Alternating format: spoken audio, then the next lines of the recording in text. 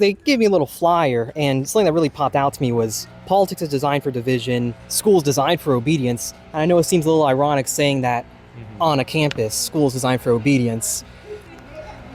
You can go to college and still believe that school is obedience at the same time. But what really popped out to me was just seeing things like voluntarism. You mentioned democide, and I was like, that's death by government. Professor R.J. Rummel talks about this from Hawaii, and he wrote a whole book about it, and it's something you can look up publicly. You know, it's like 300 million deaths in just the last century, which is insane. So it's a leading cause of death. And that concerns me because we usually look at the government as like a source of protection and order. And I'm like, how did that happen in history? And I often ask people, like, let me ask you a question real quick. Would you obey the law if it went against your conscience, or would you follow your conscience and disobey the law? Thank you. That is a common thing that I think about, and I have become more and more at the risk of seeming like, being put on a list sometimes.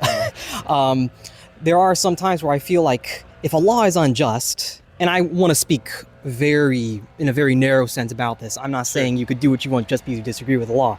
But some laws, let's say like slavery back then, you mentioned slavery, you know, if you were to disobey slavery back then, would you be doing something immoral? I don't think so. We look to people like Harriet Tubman, and I don't know too much about Harriet Tubman. Heroes. But what is the Underground Railroad? That's all I know about Harriet Tubman. Exactly.